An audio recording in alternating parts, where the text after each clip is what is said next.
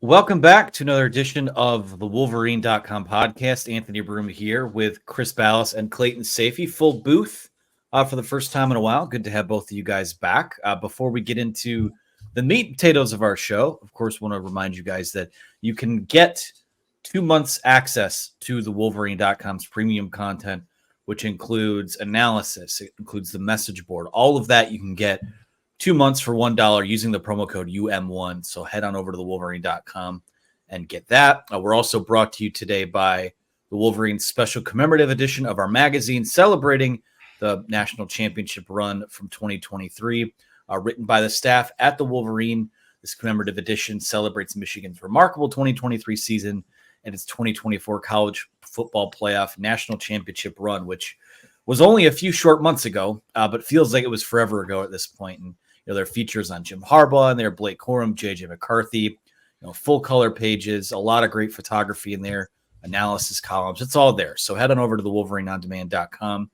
Get your copy today. We have our the soft cover edition or the hard copy of the book, which the hardbound, I should say. So head on over, get your copy. Plenty of stuff still available there over at the WolverineOnDemand.com. Fellas, a lot to touch on today. We're kind of now out of this spring football haze. We're out of the NFL draft. Transfer portals close, and this is the time of year where we get going on this football preview. How's everyone doing? Just got done with the basketball recruiting issue, so hopefully people will pick that up. Dusty May, after speaking with him, this guy's going to do huge things here, and I'm not just talking about portal stuff. I'm looking at what he did on the recruiting trail. What he's done in the portal, but the way he relates to people, the way he speaks. He's a young John Beilein, and he's even more aggressive, in my opinion, on the recruiting trail. I think this guy's going to win huge here. There were two other guys that I felt that about in the hires over the years, and one was John Beilein, and one was Jim Harbaugh. So I've got a great feeling about this guy and just the way he operates, the kind of person he is, what he's looking for from his recruits. He talks about character and fit all the time about every one of his guys.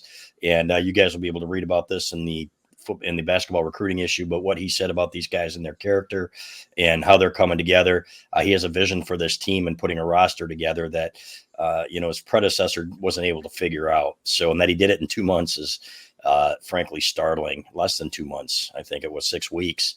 So you're going to love them. I can't wait till people read that issue. And now it's time to get up with the football coaches and hopefully we have some really good things to write about, especially on the offense. I'm in wait and see mode there. Speaking of the Bolts, Clayton sporting the Los Angeles Chargers, Jim Harbaugh, his new team in their hat. So Clayton, welcome back. Yeah, it's my AFC team, and I'm doing better than my golf game, maybe. I'll tell you that. I don't have a golf game currently, so my old man used to say a bad day on the golf course is better than a good day at work. So it's very true. So, let's start with football because, like I said, we're done with spring ball. We're done with the NFL draft. Portal window closed without, we talked about this a little bit last week, Clayton, but much to the chagrin of rival fan bases and maybe some Michigan haters across the country, there was never really that chaos with Michigan football in terms of losing those guys. They retained most of their top players, really all of their core players. Lose a couple guys, in terms of bringing guys in. You've addressed some depth here at wide receiver. Still some other pieces to add. Didn't add at quarterback, which is, again, alluding to what Chris said about some of the questions we have offensively. But now that we're outside of this portal window, and they can still add guys, you just had to be in the portal by April 30th. Where are things head next with this roster, and how do we feel about the roster coming out of spring ball? Feel good about the starting depth, basically on defense. Offense, obviously, there are going to be some question marks. Seem like they're thin at wide receiver. Offensive line, I think, is going to be pretty good. I feel good about the pieces there. And two guys that barely played, I don't think Josh Preby and Giovanni Ohadi played much in the spring at all. At least Giovanni didn't. So, and Miles Hinton missed a little bit of time too. But I think when they get those 5 guys there, I think they're going to be fine and have a little bit of depth there. So I still think they need a corner or two. I still think they need a safety, which they're looking for. The Texas kid, who we'll talk about, I'm sure, and then a couple linebackers from the people that we've spoken with. So, but those first teamers, guys, I think are fantastic. Now, when we look at the other side of the ball, I'm concerned about the quarterback. I don't know that you've got a championship quarterback on this roster, just because I don't think you have the talent surrounding them maybe that you need. And of course, I said that about 2016, and I don't know that there was elite talent on the 2016 offense, and they still moved the ball with Wilton Spate, right? And I think there's better position players at some of those positions. So maybe it's possible that the defense leads the way here in this offense does better than we think, but I'd feel much better if they had a quarterback in place. And as to the quote about the guys and they're not flocking to the portal, as one parent told me, they got those top guys at a discount. They got them at 50% off. He said, I don't know if they had a coupon or what, and maybe he was embellishing, but he said, they got those guys at 50% of what they could have commanded on the open market. That's not always going to be the case. So in that respect, Michigan still needs to up its NIL game. Yeah, just not a ton of chaos in general in college football this cycle. You're not seeing the top guys. That's why a kid like Javier Suggs, a defensive tackle from Grand Valley State, enters a transfer portal, and he has over 40 offers now. A kid who had 7 tackles for loss last year. Of course, he's a D tackle, so stats aren't everything, but it's kind of telling and indicative of maybe what this spring transfer portal cycle is, at least this year, right? And we talked about that with Pete Nakos last week.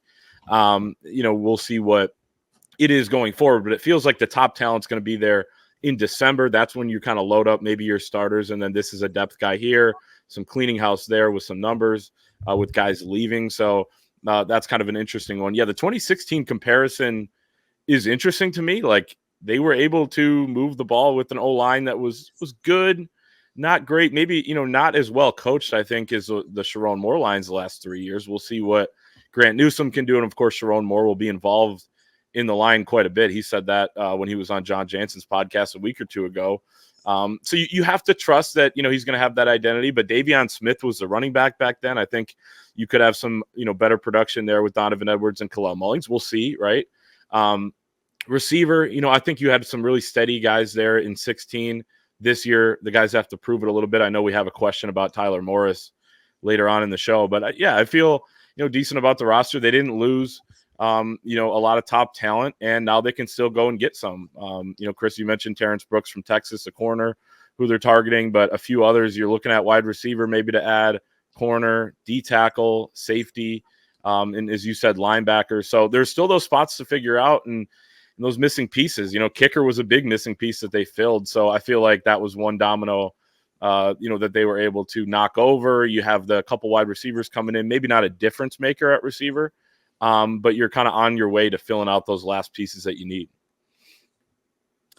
Yeah, in a lot of ways, I think you look at this roster, it does feel like the early kind of Jim Harbaugh era where, I think you could see with what they have a path to 9 wins, 10 wins. Anyone who thinks that they're going to revert back to 6 wins, 7 wins. I'm sorry. I don't see that. I still think there's way too much talent here. And when you see that, all these, and again, you could take all of this with a grain of salt for now, but when you see these early 2025 draft boards and you're a school that has potentially 4 guys on that list this early in the process, I mean, it kind of speaks to the talent that they still have returning. Now the question is depth and on offense. I mean, you're replacing almost all of your starters there except for Colston Loveland.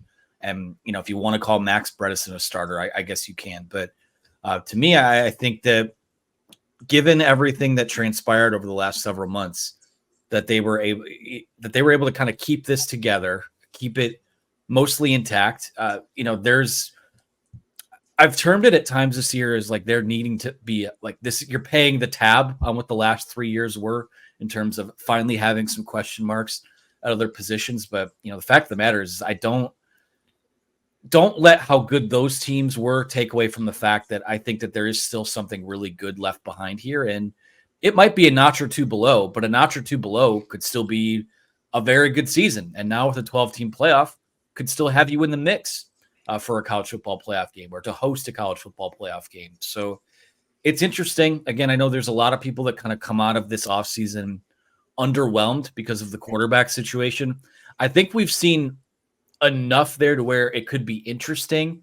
I don't know that it's going to be like 2017 where you don't even have a guy that can compete a forward pass. But yeah, I mean, it was a guy like JJ McCarthy that helped raise the level of this program, take you to this, national championship contending level. And I think we're going to see what the difference was and just how valuable that guy was, with this next year. And them it feels like a bit of a stopgap year, to be honest.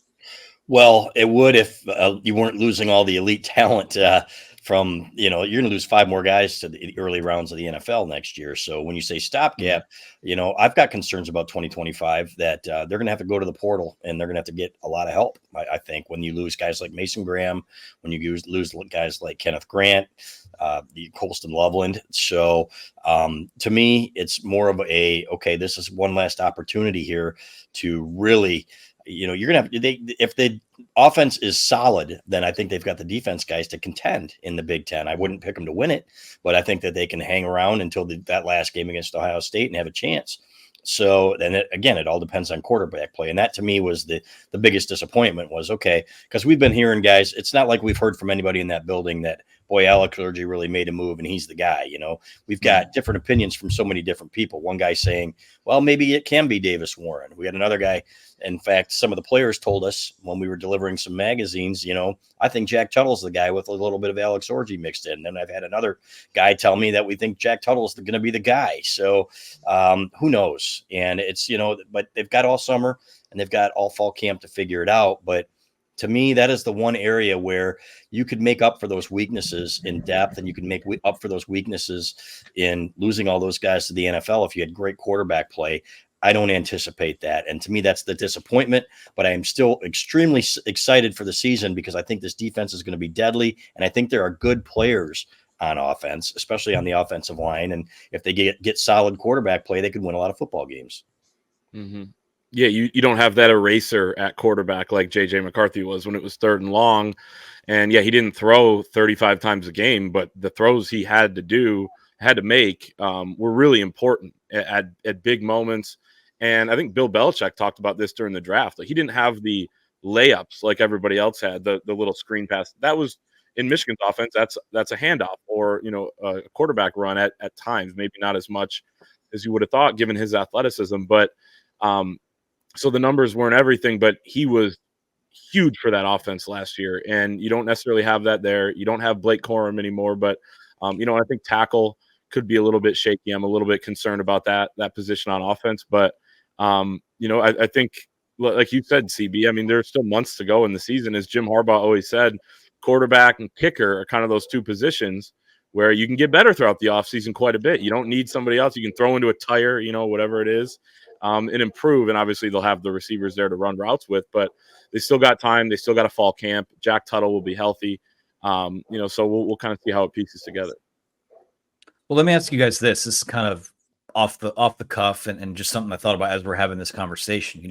As we put together this football preview over the summer, we're going to have to put predictions in stone, which we don't need to do right now, but that we're going to have friends, family, maybe subscribers we run into out in the wild ask, what is the expectation? Like, what do you guys think of this team? And to me, I think where I land on it is, as great as it is to win a Big Ten championship, I think, when people like to throw the or bust tag on everything, I really think when you look at this roster and what they have, I don't know if beating Ohio State is the bar this year. I don't know if winning a Big Ten title is the bar. I really think what will determine maybe if this, pass fail and what the season is making that 12-team playoff. I guess, where do you guys stand on that? That's where I am. And I think 9-3 or 10-2 can do that. And, I don't think a lot of people are expecting them to go into Columbus and win this year, but if they get solid quarterback play, guys, and they can bully them on both sides of the ball again, then they're going to have a chance. And that's why, to me, the quarterback play is so important. I think they'll have a good game plan going in there. They have certainly the last 3 games against Ohio State. I thought they've been the better coached team. Now you got a different guy in charge. Jim Harbaugh was one of the best in the world, frankly. And but Sharon Moore learned a lot from him. And Sharon Moore did coach that game last year. year.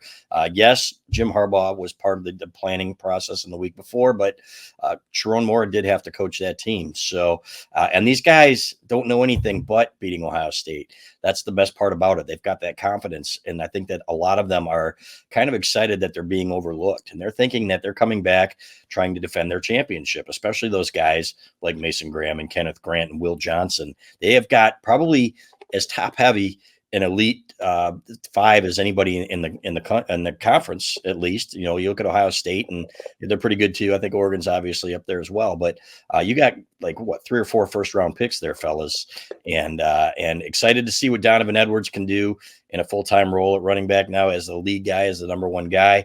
To me, again, comes down to that quarterback play. Yeah, and people didn't. People gave Ohio State a chance this year at Michigan, but Michigan was favored to win the game. But Ohio State had a chance to do it. It came right down to the wire. The 2 other games against them in the last 3 years, Michigan kind of really controlled it at a certain point. They were able to kind of pull away a little bit, but Ohio State was there for a while in those 2. So maybe kind of flip the script and actually pull it out like Ohio State wasn't able to do this past year. But they definitely have a chance in that one. And I agree. I think it's getting into the 12-team playoff. Before, and Doug Skeen talks about the expectation never changes at Michigan, but I'd like to hear his take on it too. Like the landscape of college football has changed, to the extent that winning the Big Ten maybe isn't as important. The stakes in these games leading up to the 12-team playoff that now could get expanded in years to come just don't have the stakes that games in the past have. There's never going to be a regular season game again with the stakes that Michigan Ohio State 2023 had. There just can't be. It's not possible. And I guess that's okay, because then there's more stakes on more games, just not as high, throughout the college football season. I've long been for expansion, but I think you have to change, not the definition of success necessarily, but to a certain extent, I think so. Getting into the 12-team playoff should be kind of that baseline for a team that's this talented, right? A lot of questions to be answered about, about the coaching staff and like some of the positions we talked about, but there's enough there where you feel like you should compete for the 12-team playoff. Yeah, and I guess if there's anything that makes it a little more exciting, to give the positives of college football changing, is that the fact that this Big Ten championship now will be decided between the top 2 teams in the conference, period. You don't have to include the team from the West Division or anything like that. They're going to have to play this out on the field, and Michigan's going to get Oregon this year. They're going to play Ohio State. And to me right now, I'll sit down here and start this Big Ten preview for the football preview magazine soon. But to me right now, it still feels like, even with a bit of a quote unquote slide in talent from Michigan, I think that it is a pretty clear top 3 in this conference heading into next year. So it's Ohio State, it's Oregon, it's Michigan, in whatever order you want to put it in. Certainly Ohio State, probably the favorites on paper. But we'll wrap football with this, fellas. Now that we are kind of heading into the summer, it's going to be camp season soon. We'll be out interviewing guys and seeing guys and shaking hands and all that sort of thing. What is one thing this summer that you'd like to hear about this football team? First, nobody gets hurt, right? Non-contact injury like Rod Moore. I remember losing Antonio Bass in, I think it was spring workouts or summer workouts, to a horrible injury. That's number 1. Number 2, that the Jack Tuttle's back and throwing well, because I think there's a pretty good chance that he's going to be the quarterback, or at least be a significant player in that race. So they need somebody that can make the easy passes. And I haven't heard that about. Have you guys heard that about Alex Orji? Nor have I seen it. That, okay, he's leaving too many plays out there that have to be successful if this offense is going to move the ball. So I would love to hear that a little bit more accuracy from the quarterbacks more than anything. And to me, though, I think the way they came back in shape, I think a lot of people thought when Ben Herbert left that it was going to drop off a cliff. These guys like Justin Tress, and they've done a great job responding to him. So to me, it all comes down to that. And maybe that they add another receiver and another cornerback, I would feel a lot better. Yeah, I'd say strength and conditioning, something, jury's still out in terms of how they perform, right? It's going to come down to like the fourth quarter of some game, and you can't judge it all on that, right? But, just felt like they came up in those moments so so often when Ben Herbert was leading that. So yeah, to hear good things about that, I think would be a real positive for Michigan, to hear about the mentality of the team, the guys who are stepping up leadership wise, because once that summer cycle starts, it's mostly the players with the strength staff and the players with each other, captain led workouts, that sort of thing. So that will be kind of what will determine what kind of Michigan team heads into fall camp, other than additions, to the portal and lack of injuries, hopefully, knock on wood, things like that. So it's going to be kind of interesting to hear. And on the quarterbacks, yeah, I just don't know that any of these guys are going to say anything that will, really convince anybody either way. We're just going to have to see. Yeah, I think for me, it's probably, I think I'd like to see them add one more wide receiver, someone who's playable. Again, that's not to say that CJ Charleston isn't playable, but again, you are moving up from FCS to FBS. Amorian Walker, if he is coming back to play wide receiver, I mean, it's still kind of a project. I mean, you lost a year of development at that position there. So I'm pretty comfortable in what they have in their top three. I think Tyler Morris is going to take a lead. I think Fred Moore is going to be very good. And Samaj is kind of your slot and gadget guy. I think we've seen what he can do there. But, to get maybe one more body in that room that you can throw out there and get some production out of, I think that's probably what I'd like to see the most at this point, because if it's not going to be a quarterback that magically appears, it's gonna have to be how he's supported around him. So I think they're good at tight end. The backs are good. I think they could use another body at wide receiver. Well, let's transition now into basketball. Chris, you sat down with Dusty May last week. We will get to meet Dusty May. We met him at the introductory press conference, but we'll have a sit down with the media on Tuesday. We'll get to meet members of his staff as well. But you had the one-on-one, and there was a lot to glean from it, I'm sure. I mean, a lot of moves to be made over these last few weeks, and you pretty much filled out a roster here. What stood out to you the most? I know you kind of introed it when we opened the episode here, but what was maybe your biggest takeaway from the conversation that you guys had? That he is not shying away from the predictions that they are going to be competitive in the Big Ten. He says, we own that. He said, that's why I came here to win in year one. And I said that at my opening presser, wanted to get off to a good start, did not think that they would go 8 for 8 on the visitors that they really wanted, but did that. And he said, we basically got the guys that we targeted first, the ones that we really went after with aggression. Trey Donaldson, he said, Roddy Gale, and right down the list. He said he knew that Vlad was coming for a long time. So all these message board posters that were like, oh my God, why hasn't Vlad signed? And there were question marks. And he said he probably just, he just had to finish up some classwork or something. But he said he really sold these guys on the idea of playing with Vlad. And he really wanted guys that could play well in the pick and roll with him. And he said he found exactly what he was looking for. And he said, not only that, but they're just high character guys. He was talking about Reuben Jones, and I'm going to put up an article on him today. He played with a torn hamstring last year, I think, a partially torn hamstring. So he said he wasn't even healthy, but he was still the best defender in their conference. He said that they've got a couple guys that will be lockdown defenders. He think Roddy Gale can be too.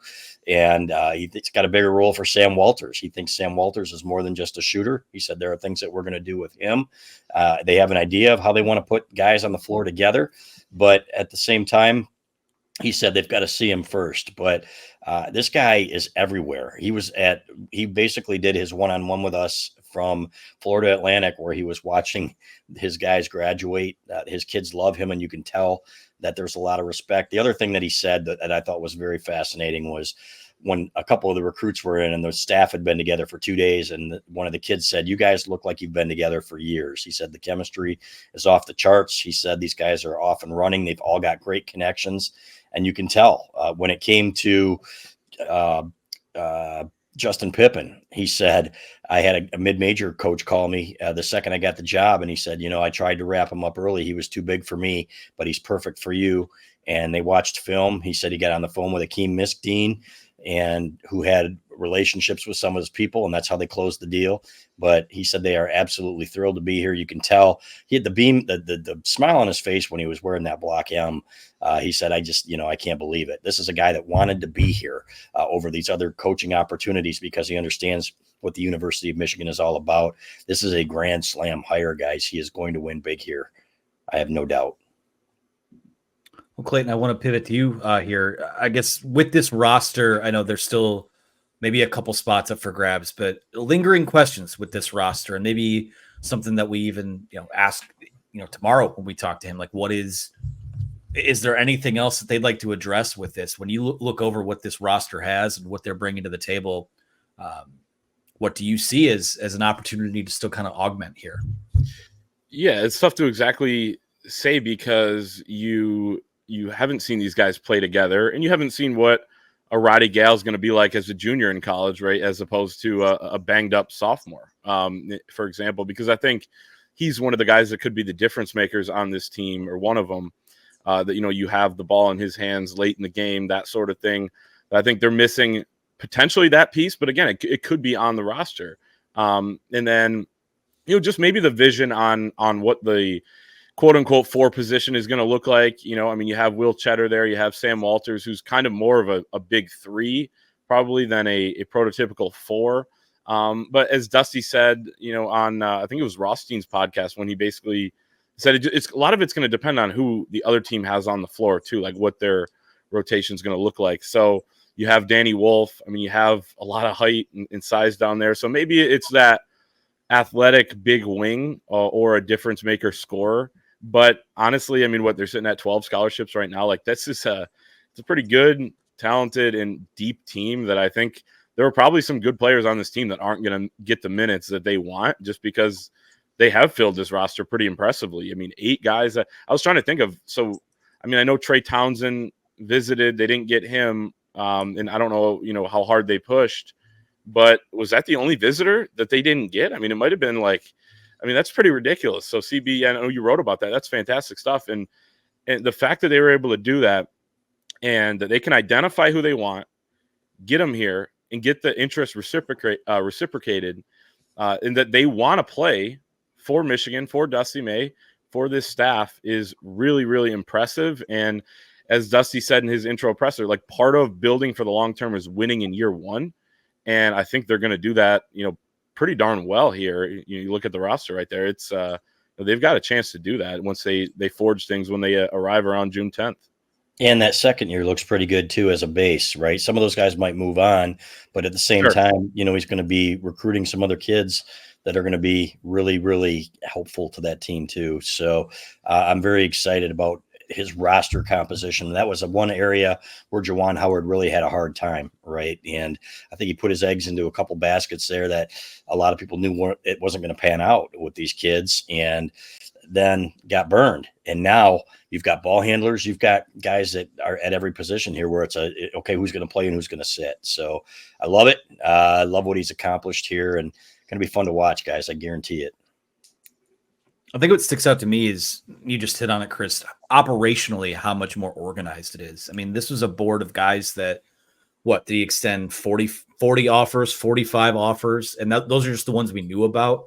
A couple of these guys kind of came out of nowhere. So the way that they were able to cast a wide net and do the legwork that you need to do, make sure these guys can get into school before you accept commitments and, go through the hoopla like Michigan did with, the Terrence Shannons of the world, certainly the Caleb Love situation last year. So, not to drag his predecessor on the way out the door, but this is the most organized Michigan basketball has been since John Beilein's been there. So to me, I think that's what sticks out. Excited to get to know some of those guys on the staff tomorrow when we head to Ann Arbor to meet with them. So that'll be interesting. We'll have more on that later this week. Fellas, I think we can probably close out here with questions. We got a lot of good ones on the message board. So just rapid fire, keep them moving. I'll start with this one from Andrew H. Fine. This is a football question. He says, there's no question that last year's football staff was elite.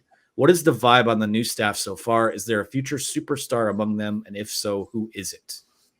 I think it's early for that. And I'll be honest. I want to see them in action first. And, we hoped, right, when Jim Harbaugh brought some of these young guys, when he brought Steve Klinkscale here, we knew that he was very highly thought of, right? A lot of these guys are still just getting started in their careers. I think Brian Jean-Marie is a guy who really proved something at Tennessee. You know, there's some question marks here after his first year, and that basically, guys, 2020 was a wash. Nobody will ever convince me otherwise. That was just a wasted year, and nothing that really happened that year mattered. With all due respect to whoever won the championship, was it Alabama? I don't even remember. Yeah, it was. So right. So, but to me, I think Jean-Marie is a guy who can be. Other than that, you know, I think Kirk Campbell's going to do a great job. I've got a lot of faith in him. I think he's a football junkie, and Sharon Moore has faith in him. So those guys, you know, I tend to put a lot of stock into what Sharon Moore says and thinks about somebody. And when he was using him as his right-hand man, that goes to show you how much he trusted him. So we'll see on the other guys. But to me, those are the ones that really kind of stick out. Yeah, I think they have a superstar already in Wink Martindale, who's, you know, had a ton of success. He's been an NFL coordinator for a decade. He's been an NFL coach for 20 years, was in college before that. And, you know, I think he would qualify maybe as that guy. But in terms of a rising guy, I would circle Kirk Campbell as well. I think he is, you know, he's destined to do some really great things and getting his coordinator chance this year. It'll be interesting to see how he runs that offense, but you just feel like he has a pretty good grasp on things. And then in terms of the vibe, I mean, I feel like the defensive staff is like, you know, even Lou Esposito was talking a few weeks ago, like he got here, he has this great defensive line group to work with, but he had to learn the defense. Like those guys knew the defense.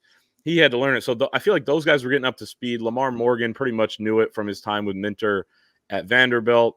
Brian Jean Mary had a month or two that he was working and trying to install with Mike McDonald before he moved on to Tennessee early on in 2021. But those guys had the roster intact, but they were trying to get up to speed and work together. The guys on the offense pretty much stayed the same.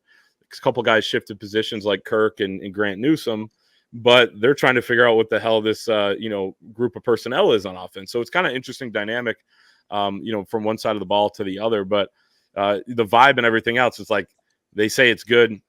I imagine it is, right? But you know, it's hard to know for sure. And really, you don't know. Everything's judged. You know, if they lose a bunch of games this year, then we'll find out that the vibe was no good. But if they win a lot, it'll be this is such a connected staff. It's just kind of the way it goes. So it's really hard for anybody to say. Yeah, it'll be interesting, especially with that defensive staff, given that all of them have defensive play calling or coordinator experience. So, you know, that could go two ways. That can be a productive exchange of ideas that brings out the best in everyone, or it could be, you know, too many cooks in the kitchen and too many opinions and butting heads. And I'm really interested to see how that dynamic works out. Let's move this one from Run Tell Dat, who says, Alex Orgy, is he going to stay in Ann Arbor for the summer and work with Kirk Campbell, or work with a QB guru, or a combination of both? Are we aware of what his plan is? I don't know. I would imagine he'll spend a ton of time in Ann Arbor with his receivers. He has to. You've got to build that bond over the summer, even if it's just 7-on-7. If he has a 7-on-7 or a quarterback coach, that'd be great. You know, because I think, you know, that's the one area he really needs to work on, obviously, is his passing. And that's what needs to improve if he's going to be a successful quarterback at Michigan. So, but we will try to find out. That's a great question. A lot of those guys do go back and work, like J.J. McCarthy worked with his quarterbacks coach, and a lot of these guys do. So we'll try to find out for sure on that one. Yeah, that I feel like May is probably the time where they will get that type of work in. Then when they get back in June for the summer cycle, like you want to start building that chemistry, like you said, CB. So I would imagine it's a combination, maybe a week, you know, out in California, like a one-off type of thing. But other than that, you would think that most of these guys would be sticking around all summer, and then they start, you know, late July, early August. So there's not as much time maybe as you think once May is over with. We'll move this one from More Duh, who says, for the football team to stay competitive, and even if that means going to a base pay model, how much do they need yearly in fundraising? They jumped up significantly this year, but is it going to take 20 plus million a year? I just don't see how that'll work, and if they'll be able to raise that much year in and year out. I agree with that, and that's what worries me, right? Because there are some programs that have that booster that's going to give them 10 million off the top, if you think about it. Oregon's got the Nike money. Ohio State's clearly got the money now. They lose 3 in a row to Michigan and watch their rival win a national championship, and then they come out of the woodwork, right? The Roaches with their $100 bills. So it's going to be tough. And, you know, when I hear these stories about how the top guys came at a 50% discount. And I'm thinking, man, and then you're hearing other guys, aren't getting some money and aren't getting a ton of money, and they're not paying recruits. So how much do you really need? It does almost seem like you need double what they have. And they might have to change your approach too, guys. I'm not talking about blatant pay for play, but you have to have a salary structure in place. And I've said this so many times that when you get here, you're getting this at the very least, because there aren't going to be a whole lot of people that put a lot of stock into, okay, we'll promise you, we'll give you something when you get here. You just got to earn it a little bit and maybe do something like this, do something like that. People want to see numbers now. And that's just the way it is. And that's why Michigan's losing a lot of these kids to the likes of Kentucky. Yeah, numbers. And I think it's kind of interesting because you're going to have your amount that you're going to take care of the roster with, and, be able to build in some extra, where it's like, okay, if you become a starter and you blow up in September and October, by the time that December portal opens, you better take care of that kid. So you got to have, a little bit extra for that. And you got to have extra for when you're trying to get kids out of the transfer portal or the high school ranks as well. So you kind of have to have a certain amount that your current roster is rolling with, and that be enough. And then the rest of it is, in the bank for kids that you're going to get, because what if they need a quarterback in December? Like, you're going to have that ready to go, that amount of money ready to go early on, or at least an idea of when you're going to have that. So yeah, I mean, it seems like Ohio State was 13 or 15 this year, something like that. More than that. They said 13 was what they wanted. It went up dramatically after the Michigan loss. Somebody told me they were in the low 20s by the time. Low 20s, and they had to get some top tier guys like a Caleb Downs, that sort of thing. I don't know if you need that. So yeah, maybe 20 is the amount for a big time school. Maybe. The thing that I find interesting, and again, I'm not going to use this as the pulpit to talk down on Michigan's NIL, but I don't know of now that they have a national championship under their belt, I just don't. You don't see other schools of this caliber struggling as much on that front as they have been, and maybe it helps to have a Tyson Chicken guy or the Walmart money, or to have Jerry Jones in your back pocket, or Phil Knight, or whatever it is. But FedEx for FedEx. I mean, that's. Yep. I find it hard to believe that they can't do better, but at the same time, like it's just all doesn't feel sustainable in terms of the collective model, in terms of the fundraising model, the base salary stuff, the profit sharing. That's coming because it has to. I think that toothpaste is too far out of the tube, and we're going to get probably something on that this summer, and that'll probably be something. I'm at least my understanding is that's not till 25, 26 or beyond. So, in the here and now, you have to kind of make do with what you have. And piggybacking off that, this one's from Florida Matt, who says, "What will be the line in the sand that finally makes Michigan adapt to compensation for high school recruits? Is it a football season like Michigan basketball just had? What are your thoughts on that, fellas?" Yeah, I think when they start losing. Right. And if they lose 4 or 5 games a year, then they're going to understand that we can't compete. So now maybe they'll continue success in the portal. Right. I think part of the reason that these kids stayed this year, though, is because they wanted to see it through, what they've accomplished here, and why they weren't willing to go, why some were willing to stay at a discount, according to their parents, was because they know they're going to be here for another year. They know they're going to get their huge paydays next year. And $700,000 is good enough, or whatever they're making, right? So, but to me, next year's the big test, right? If you come off a 3-loss season, for example, say, and okay, now you've got programs that are looking for some of your better players who, and I don't think there are going to be a whole lot of All-Americans on the roster next year. Are you going to be able to keep those guys together when the glow of the national championship has worn off a little bit and things like that? So to me, that's when we're really going to find out. But there's no question that losing, I think, is what's going to be to the top boosters. A lot of them right now are probably like, what's the problem? We're winning here, and we just won a national championship. Why are you telling me that we need money for this? But if they see some of the losses start coming in, then sure, it's going to change. Yeah. Well, I mean, the philosophy, I think it's less about, I mean, obviously the money has to be there, but in terms of adapting Michigan's approach, whether that's the athletic department or the football program itself, that's a change they can make tomorrow if they wanted to. It would be a certain amount. So I don't know. Is that going to be Sean McGee and Sharon Moore pulling the trigger on that? Is it Ward Manuel? I'm not exactly sure. I don't know that it's going to take an equivalent of an 8-24 basketball season. It might take a couple more losses on top recruits or something like that, where they maybe change at least their messaging to recruits and transfers. So it's kind of an interesting thing that I think that we'll probably all be interested in monitoring, because there kind of are no rules now when it comes to pay for play and that sort of thing. Well, let's move to a question about a player on the field that is currently locked in. Minnesota Fats wants to know about Tyler Morris. What is the ceiling for Tyler Morris this year? I feel like he could be a great playmaker for Michigan.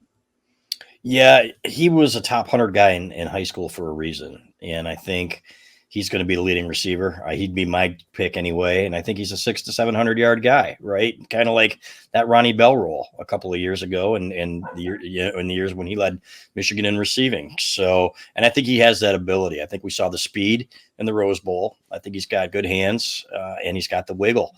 So for all of these guys, it's going to be about getting stronger and being able to get off the line, right? And how Michigan gets them off the line. They were creative with Roman Wilson, and they put him in motion quite a bit. So they got to get a little bit stronger. But he was one of that freak show trio of receivers that Jim Harbaugh talked about. And guess what? He's the only one left. Well, I guess Amorian Walker coming back. We think he's going to be a wide receiver, but if they need him at cornerback, they could probably play him there too. But this is a guy that I picked as my breakout player of the year, I think, last year or maybe 2 years ago. And he's shown flashes of that. This is the year that he really has to do it. And I think that he's going to be that Ronnie Bell type of receiver. Yeah, I think he's going to take a huge jump in production, similar to Roman Wilson from 2 years ago to last year, and probably lead the team in receiving if it's not Colson Loveland. It's kind of funny when you're that third receiver in Michigan's system, like Roman was 2 years ago and Tyler Morris was last year. You don't really get that many snaps or opportunities or targets. Roman talked about that last offseason, where he said, someone said, what's been preventing you maybe from being that go-to guy in the past? And he said flat out it was opportunity. I'm looking at the targets here. Like Tyler Morris had 21 targets last year. That's it. That was 1, 2, 3, 4, 5, 6, 7th on the team, even behind Samaj Morgan. A lot of those Samaj ones were, short and quick. But Tyler Morris now is going to have to play probably all three receiver positions. I think he can do that. And like you said, CB, I love what Kirk Campbell does, tries to get these guys free releases. I think Tyler Morris is a guy that will benefit from that because he's not that big physical guy. But, I like him. I think he's probably going to be right up there and have several, 100 receiving yards.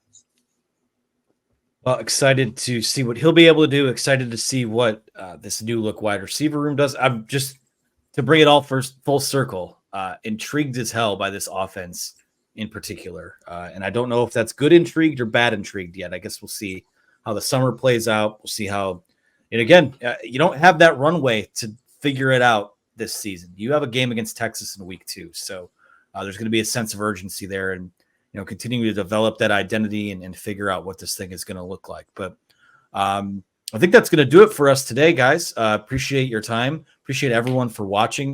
We're not taking Bloomer's question? I want to maybe table Bloomer's question, and I'll read it here. He says, provide your speculative overall rating for our QBs on the new college football by EA Sports that drops this July on throw power, accuracy, speed, juke, ball carrier, and kick return. That's just a lot to chew on for a quick. Yeah, let's do that next time. Here, I have mine ready, but I will keep it saved for next time. There you go. Okay, well, let's chew on that, and we'll get to it next time around. But thank you guys for watching. Be sure to like this video, subscribe to our YouTube channel for more. A lot of stuff coming out from our recruiting guys are out traveling. We'll obviously be here with videos. We'll have all kinds of stuff up over the next, we got you covered to the off season and into the season. So be sure to subscribe to our channel here. Use that promo code UM1 to get 2 months of access to our site. All the premium content you could possibly ask for $1. That's promo code UM1 for 2 months of access. And that's going to do it for us. So for Chris Balas, Clayton Safey, our producer, Megan behind the scenes, I'm Anthony Broom. Thank you. We'll talk to you again next time.